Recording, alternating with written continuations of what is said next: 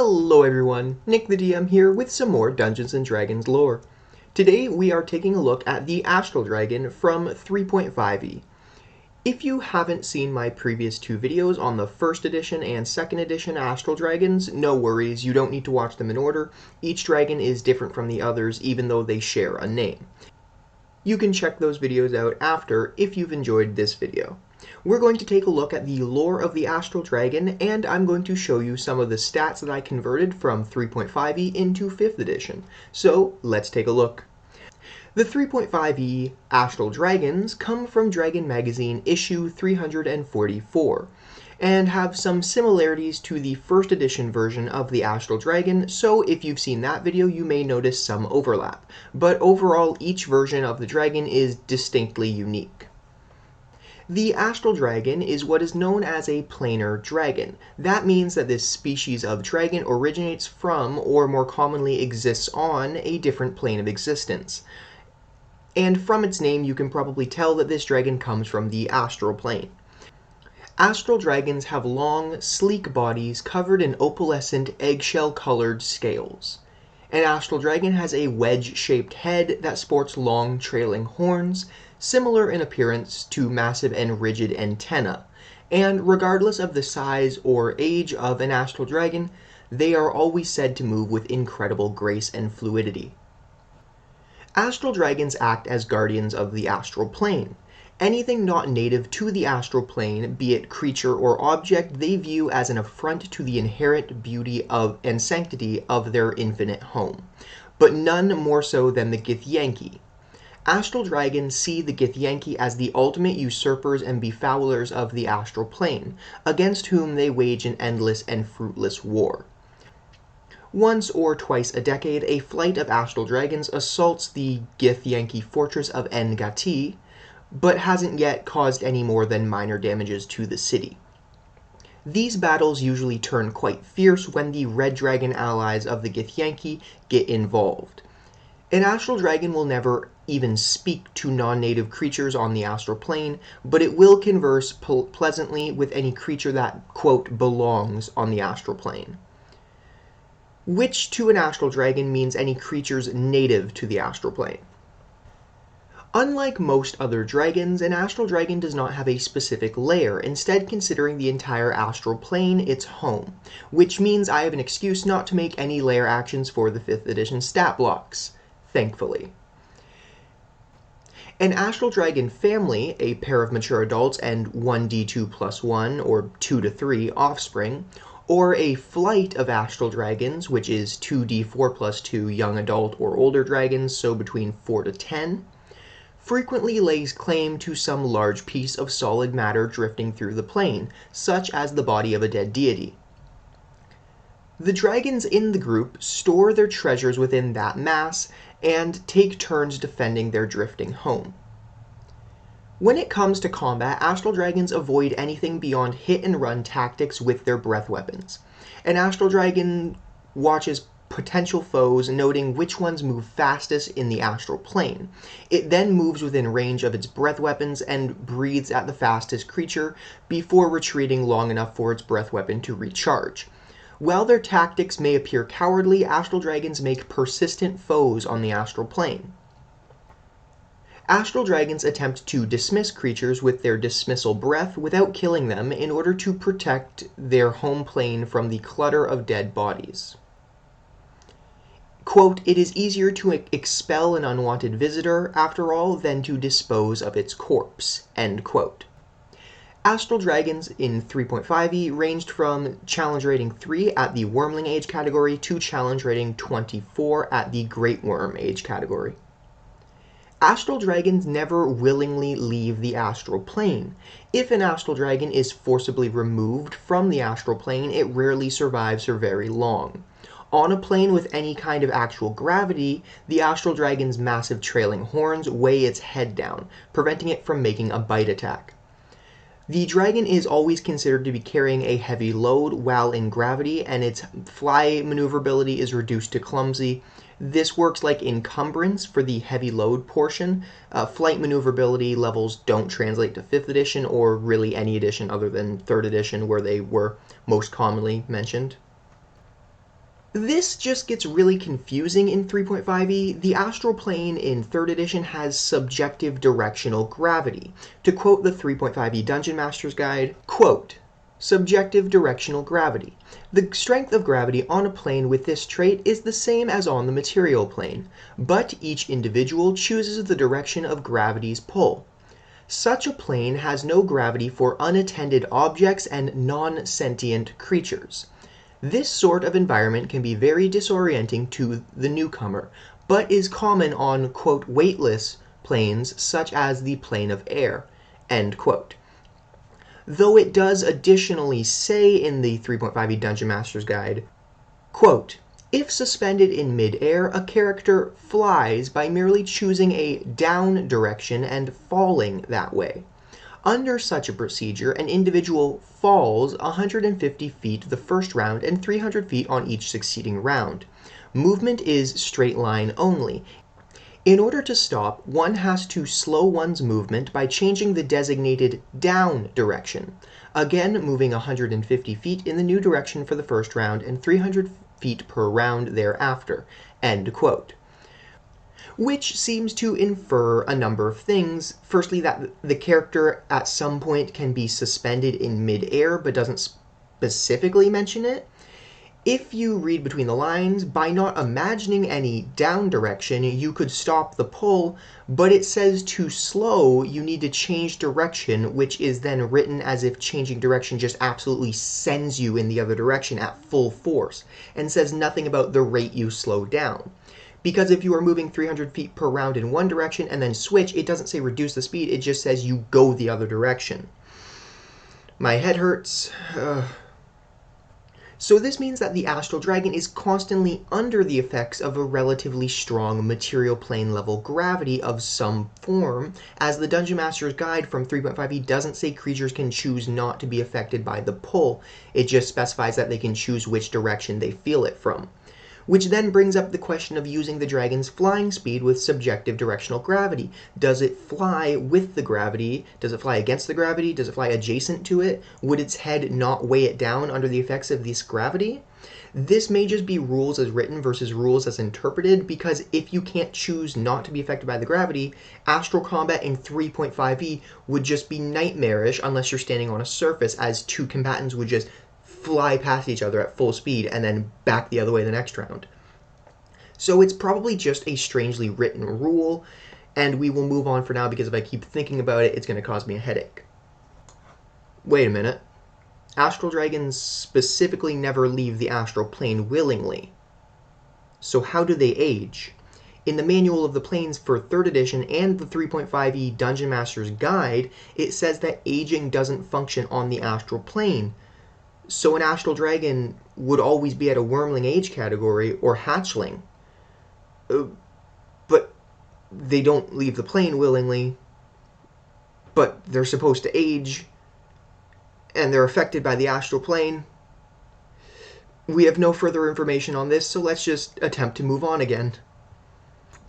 Like most planar and metallic dragons, astral dragons in 3.5e have two breath weapons, a line of dismissal and a cone of scouring dust. Any creature struck by the line of dismissal had to make a will save or instantly be returned to its home plane, like the dismissal spell from 3.5e. And just like the spell, there was a 20% chance that the creature was sent to a plane of existence other than its home plane or the astral plane.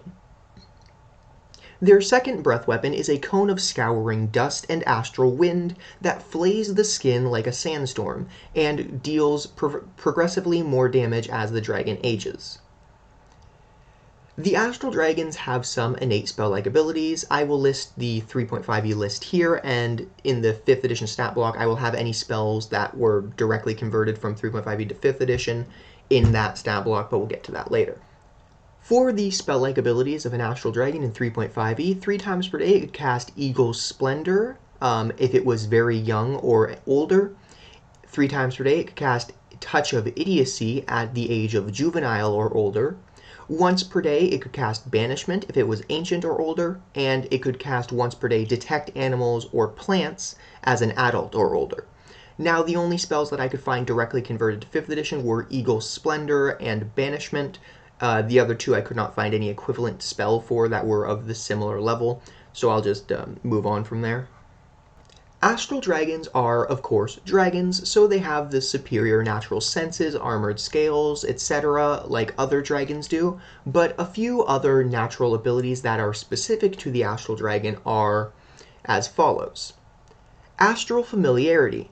The astral dragon moves as if its wisdom was 8 points higher than it really is when making a check to alter the subjective directional gravity. In 3.5e, subjective directional gravity meant that, as I said earlier, a subject chooses a direction to fall in. When not on a surface, it was a DC 16 wisdom check to change the direction gravity was pulling on you from.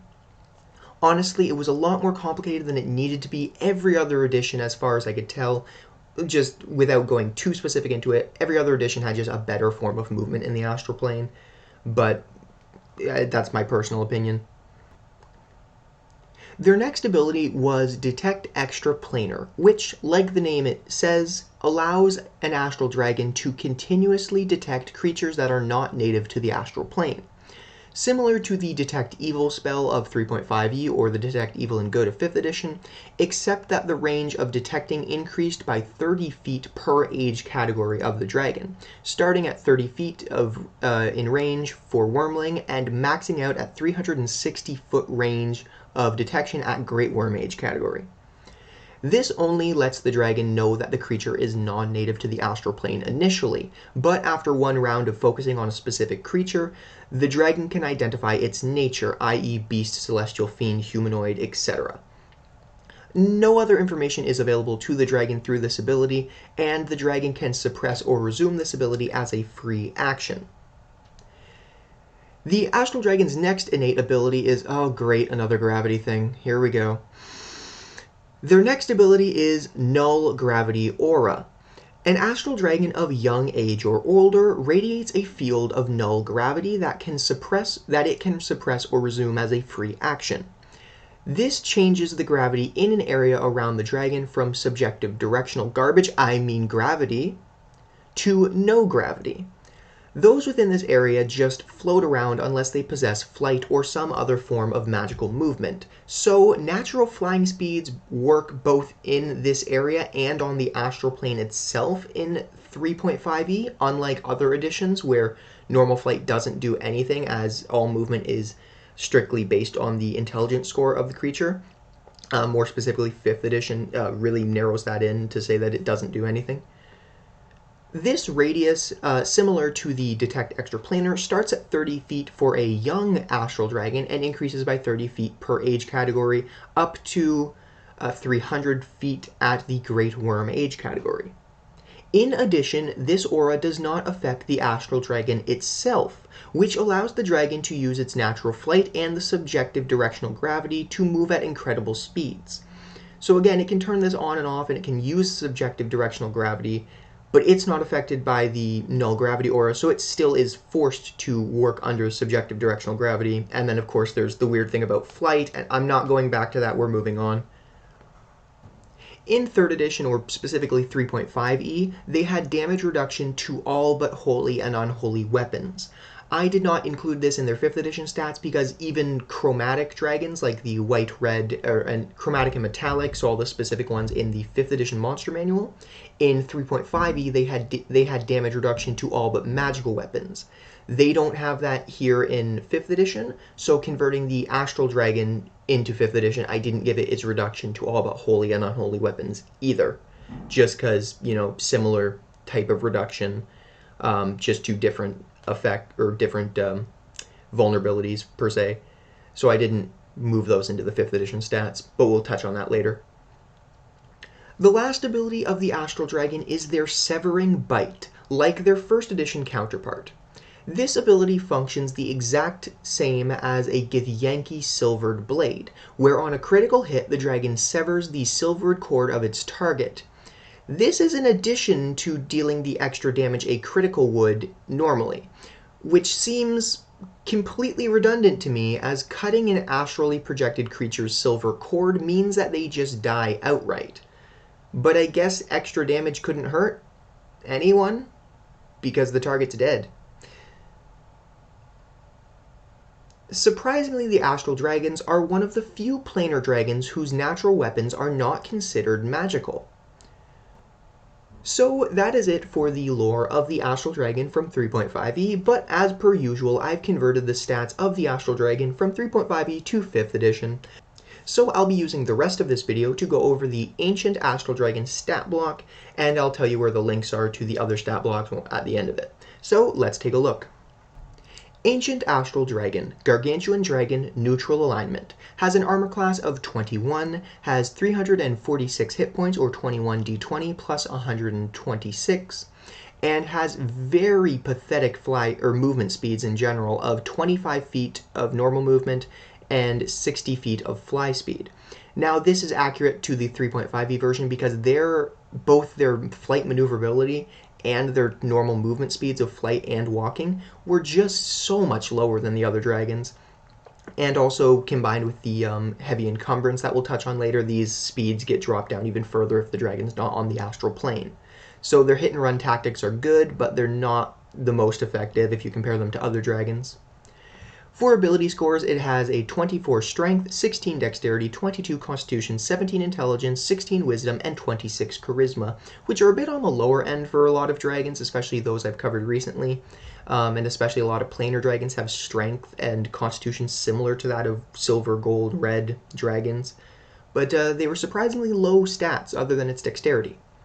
For saving throws, it has proficiency in dexterity, constitution, wisdom, and charisma saves. For skills, it has proficiency in Arcana, Deception, has expertise in Perception, like all dragons, has proficiency in Persuasion, Religion, and Stealth, which are all things that are listed in the example stat block that they give us in 3.5e, so I just took whatever was directly related there into 5th edition. Senses, like that of a normal dragon, has blind sight out to 60 feet at this age category and dark vision out to 120 feet, with a passive perception of 27. For languages, the Ancient Astral Dragon speaks Common and Draconic. These were not listed in the lore section, but in the sample worm stat block for the Astral Dragon in 3.5e, it listed Common and Draconic as its only two languages, so I assumed that was across the board. So I've kept that for 5th edition. It has a challenge rating of 21, as we covered earlier. The highest it will ever get is a challenge rating 24 at Great Worm age category. But of course, 5th edition has changed how Great Worms work, so. For its abilities, it of course has Detect Extraplanar. The dragon knows if there is a creature non-native to the astral plane within 300 feet of it, as well as where the creature is located, like the Detect Good and Evil spell from 5th edition. If the creature stays within this range for more than one round, the dragon knows the creature's type, which in brackets I have listed all the types: Aberration, Beast, Celestial, Construct, Dragon, Elemental, Fey, Fiend, Giant, Humanoid, Monstrosity, Ooze, Plant, or Undead. The dragon can suppress or resume this ability once per turn. Next is Gravity Susceptibility. Just as I said before, they don't survive long on planes with normal gravity, so their ability here is if the Astral Dragon is under the effect of gravity equal to or greater than that of the material plane, it is considered heavily encumbered. While heavily encumbered, the dragon's speed is reduced by 20 feet and it has disadvantage on ability checks, attack rolls, and saving throws that use strength, dexterity, and constitution.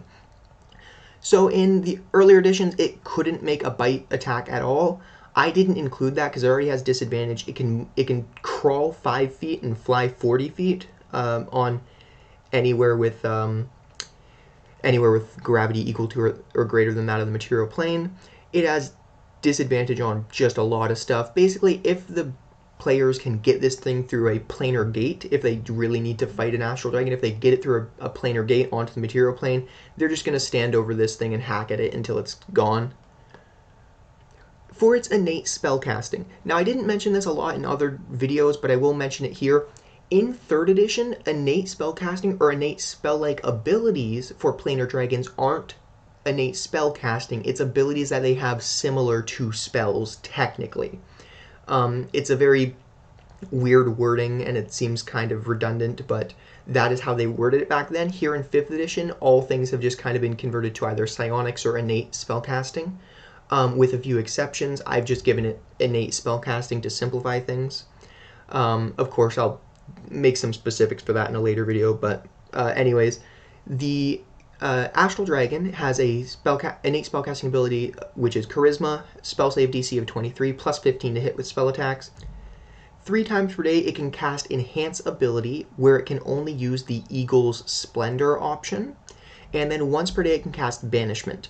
Now, I thought Banishment was really weird, especially because of how limited it is, considering its breath weapon can dismiss people, which is, in 3.5e, Dismissal was a lesser version of Banishment. But because Banishment was a little bit better in 3.5e, as it was targeting a number of hit points or hit dice worth of creature equal to, I think it's 2 times your spellcasting level. If I'm not remembering that off the top of my head, that's my bad. But Banishment doesn't seem like a great option for its innate spellcasting, considering its breath weapon does more than that, even if Banishment targets multiple people at a higher spell level. But then when I thought about it, Banishment wouldn't really be used against another creature. Banishment, it can use its breath weapon for that and then run away. Banishment is if it gets teleported to another plane of existence and needs back to the astral plane, it can banish itself back to its plane. That seems like the most logical conclusion for why it even has this ability. Next, for its abilities, it has Legendary Resistance 3 times per day. If it fails a save, it can succeed. Then it has its Null Gravity Aura. This was very interesting. The dragon radiates a field of null gravity. A 240-foot radius around the dragon becomes an area of no gravity. Creatures and objects in that area float unless they possess the ability to fly or other magical means of movement. A creature can also move by pushing or pulling on another object. Momentum then carries the creature until impacting another object or being stopped by magical means. This aura does not affect the dragon. The dragon can suppress or resume this ability once per turn.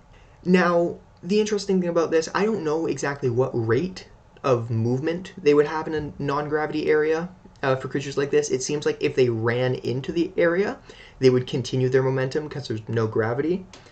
But it also seems like if they're in the area already and they're fully stopped, when they push off, there's a lot of determining factors. Maybe if they're jumping from a surface or from an object, it would continue their jump height. Just like strength +3, I believe, off the top of my head, where they jump and they just continue at that rate of movement until they strike an object. It's not really specified how no gravity works in 5th edition as far as I could find. I might have missed something. But those are just some optional ways you can run it as for movement in there. Otherwise, it's going to be very difficult for the creature to fight in the null gravity aura. However, the good thing is, if the dragon attempts to fly away and doesn't turn this off, the characters can essentially jump after it, even if they don't have a fly speed, because they will just be carried up in the direction of the dragon. Also, I should mention that its Astral Familiarity ability from 3.5e doesn't really have any translation to 5th edition, as in 5th edition it is just astral plane movement is strictly based on your, or the creature's intelligence score. And it didn't necessarily in 3.5e make the dragon faster or smarter as it did in 1st edition, when the 1st edition Astral Dragon had a similar type ability to increase its movement. In 3rd edition, it just made it more reliable that the dragon could change the direction of gravity. That never increased its speed at all. It just maybe made its maneuverability better. I didn't really have a direct way of translating that into 5th edition.